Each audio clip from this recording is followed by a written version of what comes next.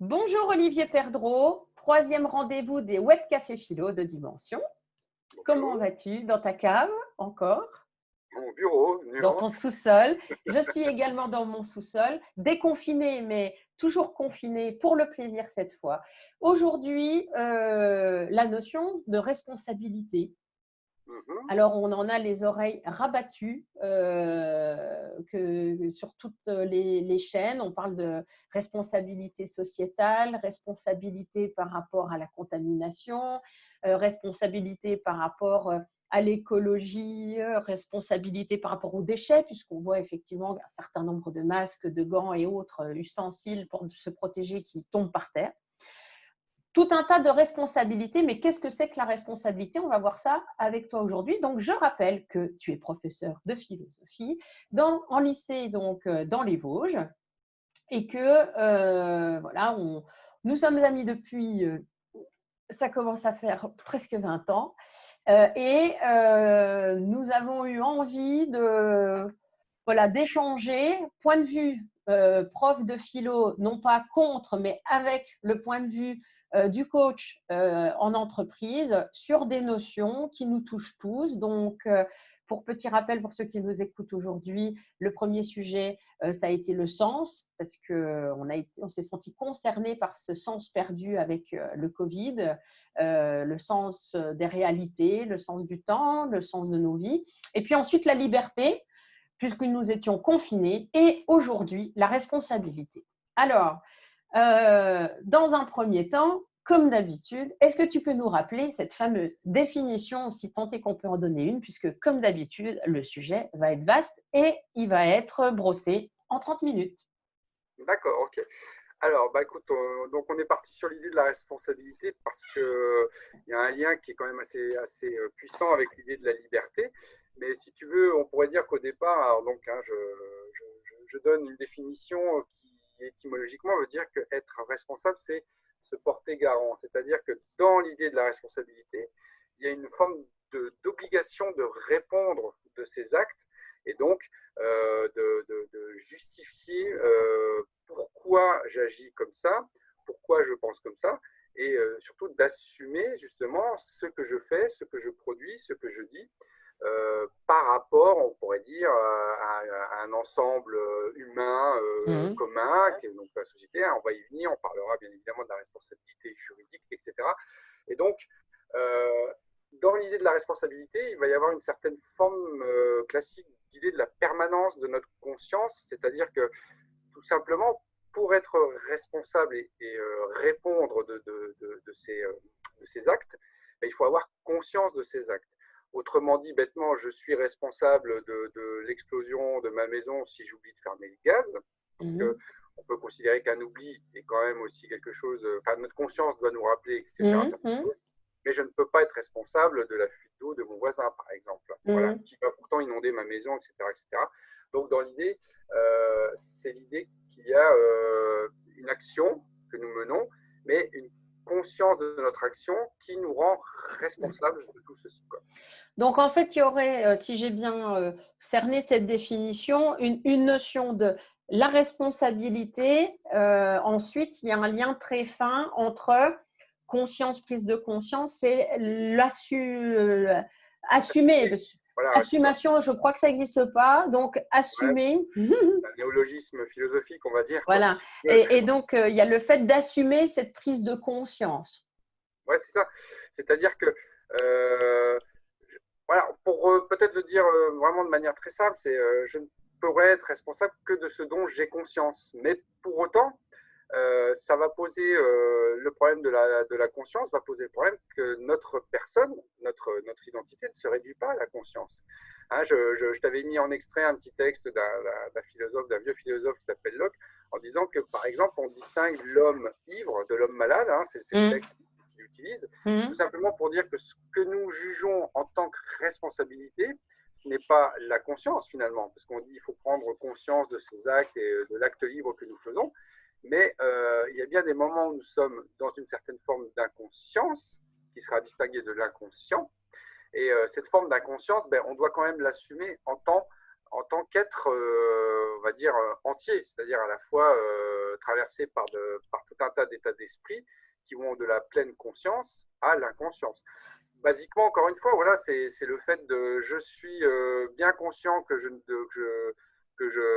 prends des risques si je bois et que je prends la route, mais si je perds cette conscience et que je prends la route et que je commets un délit, bah, je serai quand même pleinement responsable de mon délit. Là où si je n'ai pas vu, je prends la route et que je fais une crise cardiaque, je ne pourrais pas être responsable pleinement, en tout cas, Oui, c'est ça.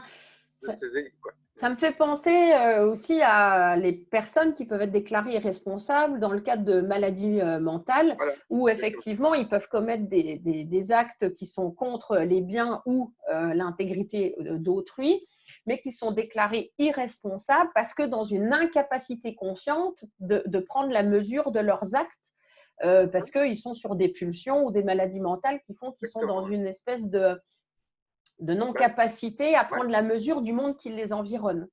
Voilà, Et si donc, on veut refaire un petit point d'étymologie, la conscience, ça veut tout simplement dire savoir avec soi-même. Et quand on ne sait pas avec soi-même, il est difficile d'être responsable. Sauf si on sait avec soi-même, on va dire antérieurement, qu'on est devenu irresponsable. Je reprends le cas de l'ivresse ou de choses comme ça, ou de toute forme d'addiction, etc., qui là ne nous dégage pas de la responsabilité. Et même, on pourrait même aller, Freud va même plus loin, Freud nous engage à devenir responsable de nos pulsions, etc., c'est-à-dire de travailler en amont sur ce qui pourrait nous rendre quelque part, nous dégager de cette responsabilité de nos actes, en fait. Donc, par exemple, la pulsion sexuelle, on va prendre un exemple qui est pas drôle, mais celui qui a des pulsions, on va dire plutôt perverse, pédophiles, à partir du moment où il a une conscience, il sent qu'il y a une conscience qui l'envoie sur ce type de pulsion, c'est à lui de prendre en charge le traitement. Le traitement adéquat pour sortir du côté pulsion. Pour justement rester responsable de ses actes. D'une conduite morale qui ne blesse pas, qui ne détériore pas l'identité, l'intégrité d'une autre personne. Et d'ailleurs, on n'est pas responsable de ses actes, on est responsable des conséquences que nos actes ont amenées, bien souvent. Oui, et c'est vrai que tel que tu le décris là, par rapport à ce côté pulsion réfrénée et ce que t'apportait Freud, moi, ça me fait effectivement écho dans ma posture de coach où j'accompagne effectivement des managers, des dirigeants d'entreprise qui se retrouvent freinés, donc quand ils viennent en coaching, ils viennent dépasser leurs freins parce qu'en fait, ils n'arrivent pas justement à prendre complètement cette responsabilité, donc assumer pleinement soit leurs envies, soit leurs décisions, soit la place qu'ils ont dans l'entreprise, alors pour X ou X raisons, voilà, ça peut être parce qu'ils ont fait une reprise d'entreprise et ça se passe mal avec les collaborateurs, soit parce qu'ils n'ont pas la légitimité, peu importe. Mais en tout cas, il y a un côté où j'assume pas. Et ce qui se passe dans ce côté j'assume pas, notamment en entreprise, c'est qu'on laisse aller la situation. On laisse aller la situation pour voir comment elle peut évoluer par elle-même. Et il y a un côté non assumé qui donne après une sorte de pourrissement de la situation parce que personne dans l'entreprise, à un moment, ne se porte garant de ce qui est en train de se passer.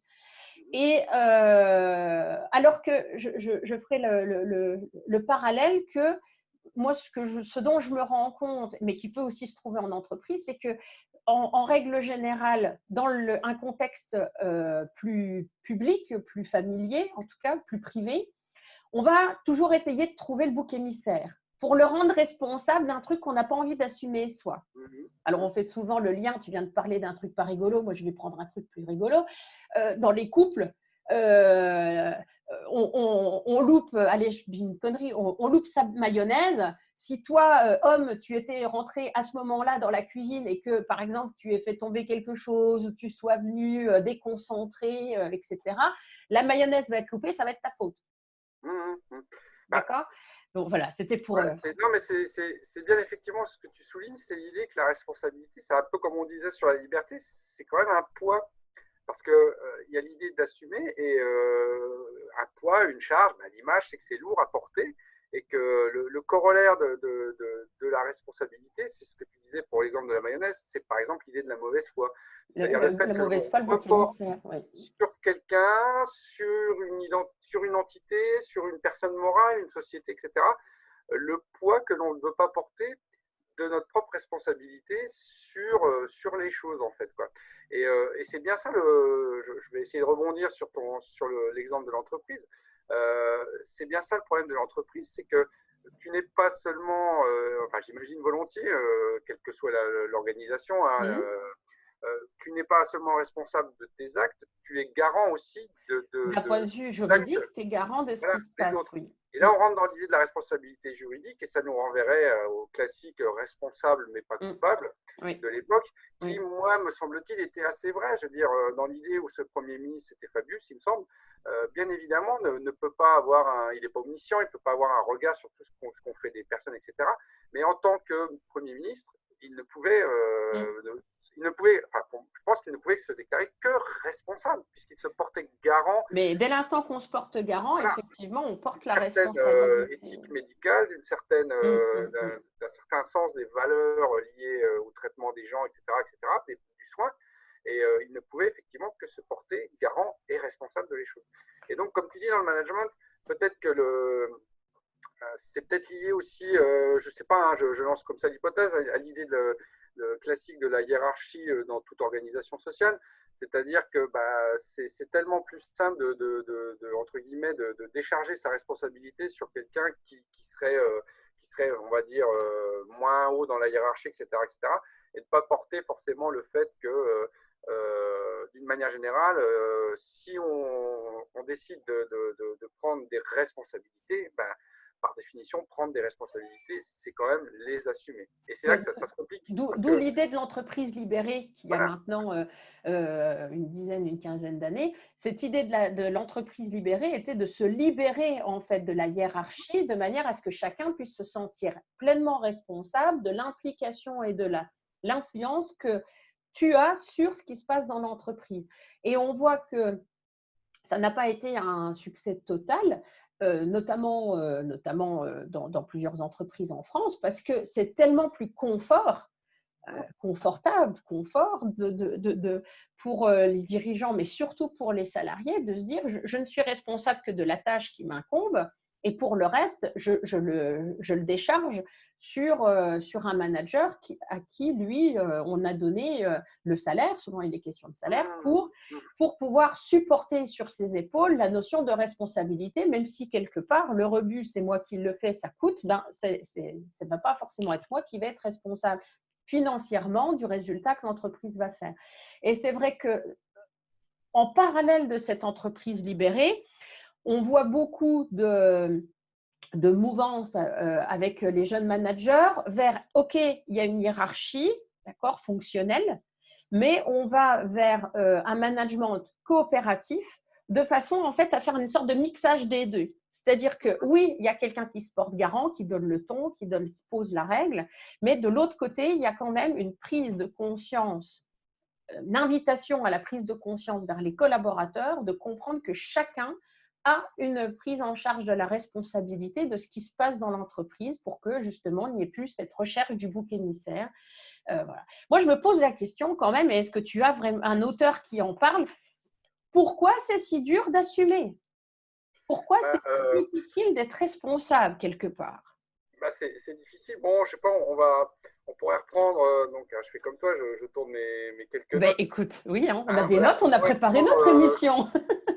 On pourrait reprendre le texte dont on avait déjà parlé de Sartre. Oui. C'est-à-dire que l'homme est responsable, c'est texto, l'homme est responsable de ce qu'il est. C'est-à-dire que par définition, nous sommes, on pourrait peut-être dire, on va essayer d'analyser un petit peu ceci. On est composé, entre guillemets, de sentiments, d'émotions, mais de volonté, de résolution, etc.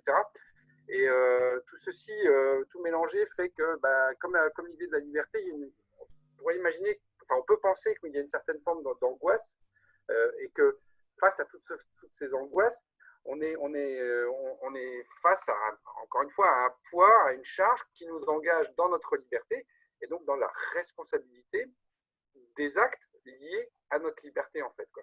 Et donc, la responsabilité, si tu veux, on pourrait dire que c'est aussi le lien que nous faisons avec ce que nous pensons de nos actes. C'est pour ça que je renvoie à Mm. la mauvaise foi. Sartre, il fait un petit texte à un moment où il parle de la honte, Oui. qui renvoie au fait que ce que nous faisons, par exemple, si on n'est pas vu, entendu, surpris, on va pas forcément, on va le vivre bien pour parler comme ça, Mm. mais si on est surpris, ben, on voit bien que le lien entre notre acte et ce que les autres pourraient en penser ou les interpréter nous renvoie bien une certaine forme de responsabilité par rapport à ce que nous avons fait, quoi. Hein, on va prendre, alors moi ce matin j'ai des exemples pas drôles. Quand Qu'est-ce on, qui se quand passe? on, quand on lit le livre d'Arendt sur le procès d'Eichmann à Jérusalem, Mm. c'est très connu aussi, hein. C'est cette idée qu'elle développe assez longuement sur le fait que Eichmann défend bien l'idée que lui, il exécutait, quoi. Donc, comme tu parlais de Ouais. management, Ouais. il a pas fait de responsabilité partagée. Lui, il dit, il le dit, il dit Oui. grosso modo, mais je n'ai pas tué de juifs, moi, j'ai juste organisé des convois. Ouais. Alors, c'est glaçant, hein, avec le Oui, poids de bien l'histoire. sûr, bien sûr. Mais, c'est vrai qu'on pourrait presque dire, oui, juridiquement, ça n'a pas tenu la route, heureusement, mais Mm. ça Mm. aurait pu tenir la route. Parce qu'on pourrait dire, oui, il n'a organisé que des convois, et s'il arrivait à prouver, par exemple, qu'il ne savait pas ce qu'il y avait dans les convois, Mm. voilà quoi. Donc, il trouvait un argument pour se détacher de la responsabilité. Mais pour autant, là, comme on sait, on reste sur Eichmann, sa connaissance de ce qu'il organisait, on se dit que moralement, Mm. il y a bien une responsabilité morale énorme, puisque là, Mm. il a comment dire, jouait, c'est pas le bon mot, je suis désolé, il avait pour fonction comment dire, d'altérer la vie Oui. humaine, en fait. Oui, Donc, bien sûr, bien sûr. voilà, quoi. Donc, et là, le poids de la responsabilité, à défaut d'être peut-être juridique, on peut se dire qu'en tant qu'individu, elle peut être moralement très forte, quoi. Et là, vous voyez, donc, ce que je te disais, c'est qu'on renvoie à l'idée que c'est bien dans la responsabilité la personne complète qu'il Mais faut essayer de penser. moi, ce qui arrête pas de me faire écho, c'est cette notion qu'en fait, l'individu cherche quand même à rester dans un certain confort, Oui, même si c'est un confort bien sûr. émotionnel et donc un confort moral. Moi, ce que je peux observer, et notamment cette fois en coaching individuel, c'est aussi le fait qu'on n'assume pas ses envies, on n'assume pas ses émotions, on se réfreint et on va aller chercher en bouc émissaire un principe qui a été imposé par l'éducation, par la bienséance sociétale du ça se fait, ça se fait pas. Et du coup, alors bien sûr, là, de nouveaux parallèles avec la liberté, hein, ma liberté s'arrête là où commence celle des autres. Là, bon, ça prend toute sa mesure, mais d'un côté, j'assume pas que j'ai envie de dire non. Et du coup, je vais dire un oui dissimulé, enfin un non dissimulé à travers un oui qui n'est pas complètement un oui. Et puis, en fait, derrière, ça va amener d'autres choses. En entreprise, moi, je vois énormément de choses qui tiennent de ça. Et à chaque fois, en fait, qu'est-ce qui se passe? Mais pourquoi l'émotion, elle n'est pas assumée? Pourquoi on n'a pas dit non? Parce qu'il y a une sorte de peur de se faire mal émotionnellement. Et donc, en projection de cette peur de se faire mal émotionnellement, on n'assume pas l'émotion et on finit par quand même se faire mal émotionnellement, mais d'une autre manière. Et mais pas en direct. Et on est toujours sur ce fait de on n'assume pas, on se rend pas, on n'est pas responsable. Moi, je dis souvent, quelqu'un qui balance un tu me fais suer, pour pas dire de gros mots tout de suite à cette heure de grande écoute, tu me fais suer, ben non, ça c'est le bouc émissaire. Parce que je suis responsable des émotions que je développe. Si ce que tu me dis fait écho et que ça me fait suer, c'est je suis responsable. D'accord?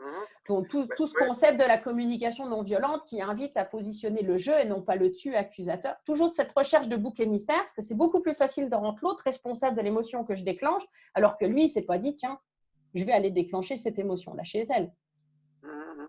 Là, il y a, me semble-t-il, il y a trois paramètres qui rentrent en compte, ou trois concepts plutôt. Il y aurait l'idée du désir, comme tu disais, quoi. Du désir qui renvoie à l'action libre par rapport à mon désir. Et en troisième point, le retour de cette action libre sur mon désir, c'est-à-dire cette idée de la responsabilité de finalement du choix que j'ai fait, quoi, en fait, quoi. Bien Et, sûr. Et comme le choix n'est pas toujours facile, comme le choix, il faut encore une fois l'assumer, etc., il est bien évident que dans certains cas, comme tu racontes, on a tendance à reporter ou en tout cas à se décharger, entre guillemets, Décharger, oui, oui. du désir et du choix que l'on a fait, quoi, en fait. Et, euh, et c'est bien tout le problème, encore une fois, de la responsabilité qui renvoie bien évidemment à la responsabilité juridique, quoi. Hein, on renvoie classiquement au fait que dans la responsabilité juridique, on peut parler de circonstances aggravantes ou de circonstances atténuantes, par exemple.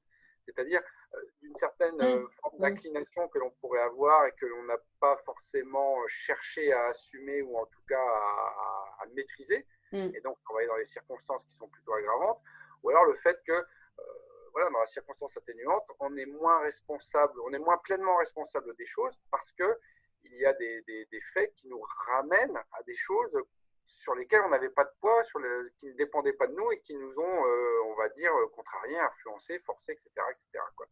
Et donc, dans l'entreprise, je connais pas trop le milieu, mais quand même, un petit peu, c'est vrai qu'il y a cette idée que on va peut-être pour des raisons de confort, peut-être tout simplement, Ouais. je ne sais Moi, pas. c'est souvent ce qui me vient, oui. Voilà, essayer de ne pas forcément toujours assumer les choses, ou en tout cas de reporter à celui du dessus, parce qu'on estime que s'il est au-dessus de nous, c'est bien parce qu'il il a voulu, il est plus responsable. Mais, enfin, me semble-t-il, mais le jeu, il est inverse. Je pense que celui qui est au-dessus, s'il y a une boulette, entre guillemets, il va chercher la Oui, responsabilité. bien Voilà, sûr quoi. qu'il va la Et, chercher, bien sûr. et c'est pour ça qu'on peut se dire que la responsabilité, c'est un principe qui ne peut être que nuancé au regard de la réalité des actes, en fait, quoi. Hein. Est-ce que les philosophes sont tous d'accord là-dessus? Ou est-ce qu'il y en a qui prêchent pour des paroisses différentes? Ou est-ce qu'ils vont plus ou moins, selon des degrés de détail différents, mais est-ce qu'ils vont plus ou moins tous vers cette même notion d'assumer, de conscience, etc.? Ou est-ce qu'il y en a qui ont carrément une vision philosophique différente sur cette notion de Alors, responsabilité? ouais. Alors sur les recherches, je me suis replongé dans certaines choses. Je pense on peut associer la responsabilité au fait de répondre de ses actes de manière classique en philosophie. Donc, avec, si tu veux, un côté extrêmement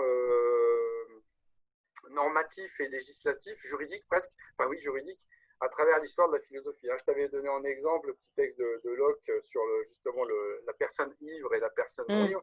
Et après, il y a eu, si tu veux, un nouveau courant, enfin une nouvelle pensée qui est apparue au XXe siècle avec un philosophe français qui s'appelle Lévinas, qui voit dans la responsabilité une forme d'éthique, c'est-à-dire une conduite pour soi et non pas uniquement une conduite, on va dire, juridique, quoi. C'est-à-dire qu'il y a une morale qui serait, grosso modo, imposée, enfin qui serait extérieure à nous, c'est un peu l'idée de Kant, mais bon, on ne va pas rentrer dans les choses.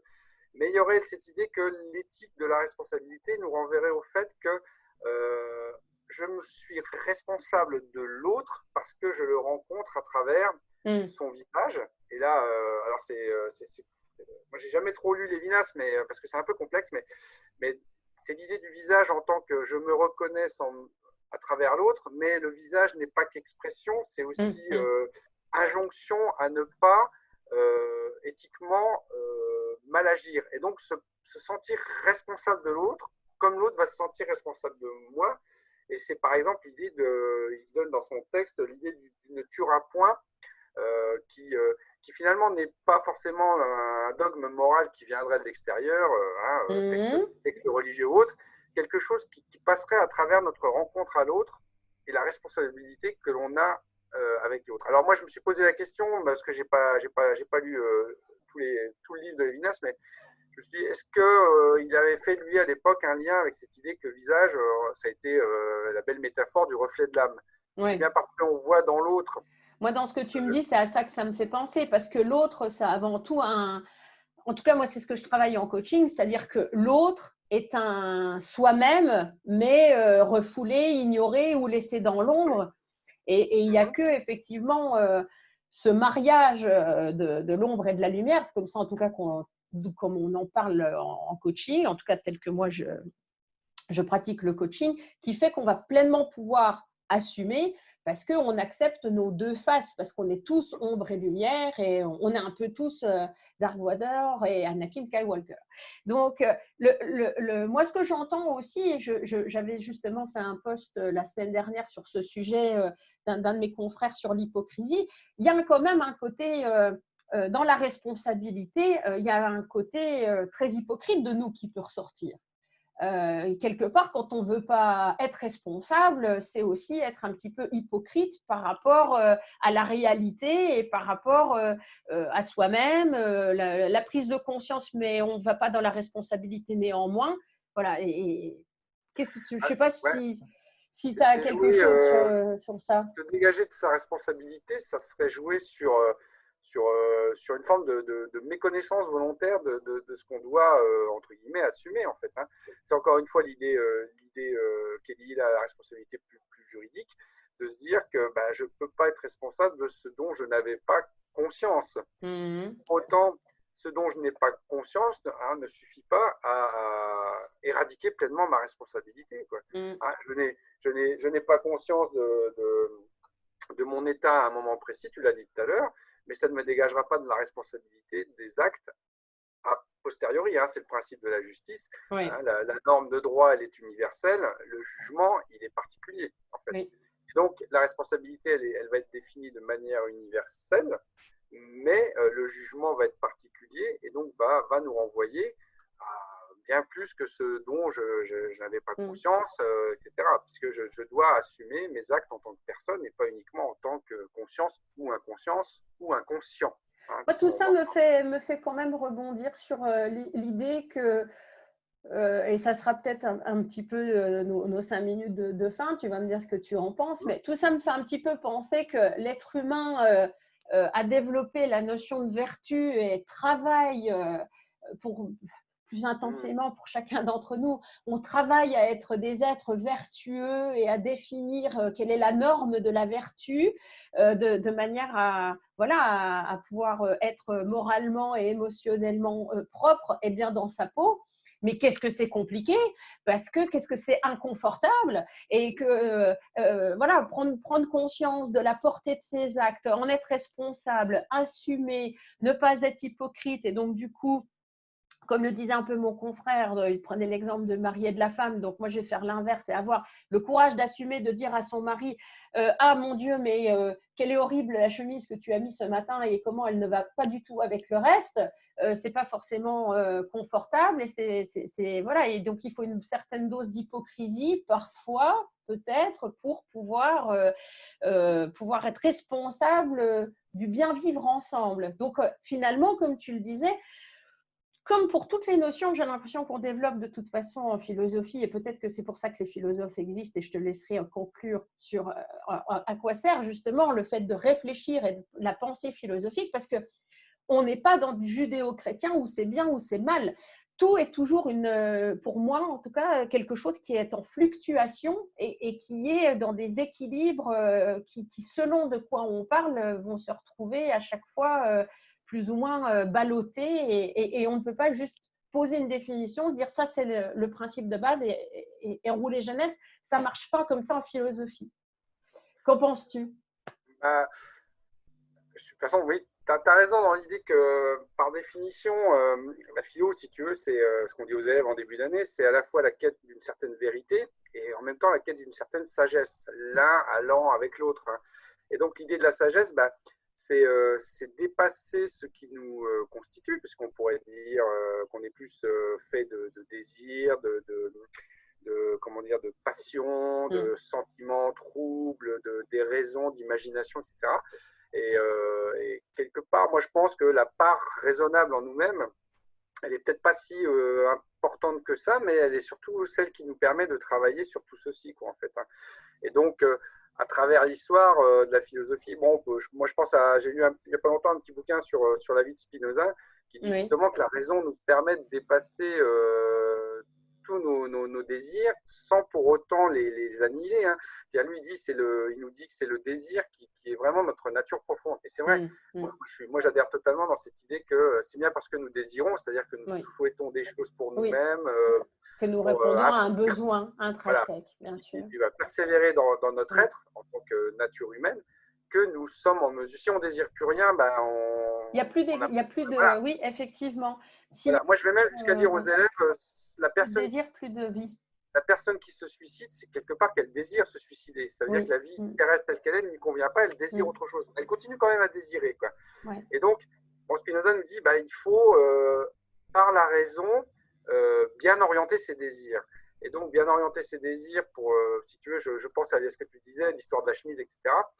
C'est aussi, c'est là que, comme tu dis, tout est compliqué. Ça renvoie au fait que on n'est peut-être pas responsable de la chemise immonde que met ton conjoint ou n'importe qui. D'ailleurs, il a des très belles chemises.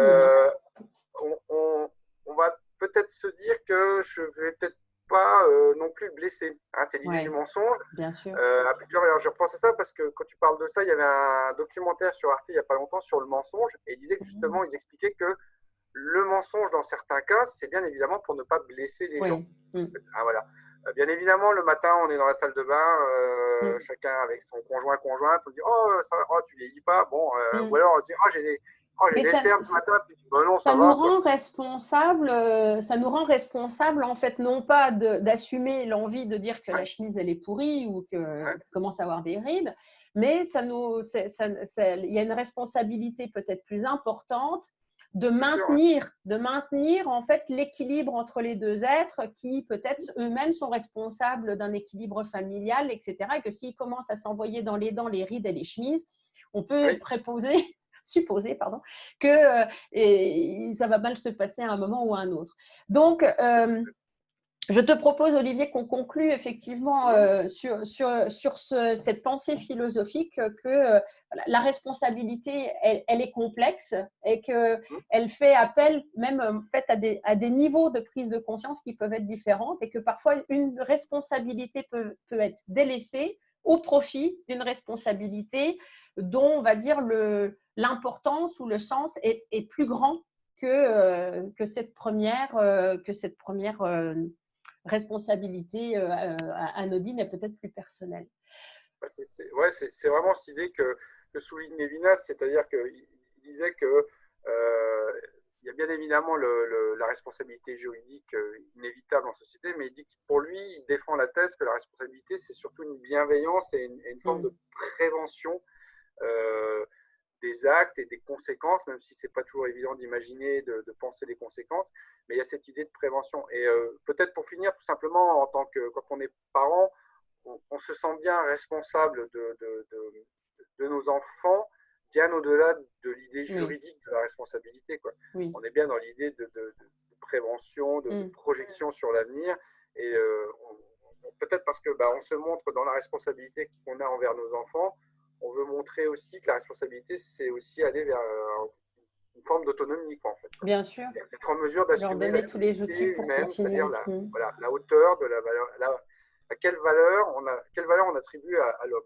Ce qui est digne de valeur, c'est bien l'humain en général. Et donc, si c'est digne de valeur, c'est bien, on doit tous quelque part être responsables de l'humanité.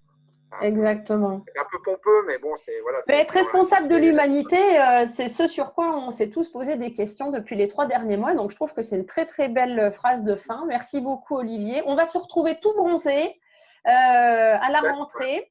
On va se laisser le temps de mûrir quel sera notre prochain sujet en surfant sur l'actualité, sur ce qu'on aura vécu pendant juillet et août, de manière à se retrouver donc à la rentrée pour le prochain Web Café Philo. Merci encore d'animer ces émissions avec moi. Et en attendant que l'on puisse continuer ces conversations, mais d'une manière plus privée et plus conviviale, avec grand plaisir. Voilà, donc Olivier, merci à toi. Bonne journée, merci beaucoup pour ta participation. Et puis donc, rendez-vous aux auditeurs au mois de septembre. D'accord, merci, bonne journée. Salut.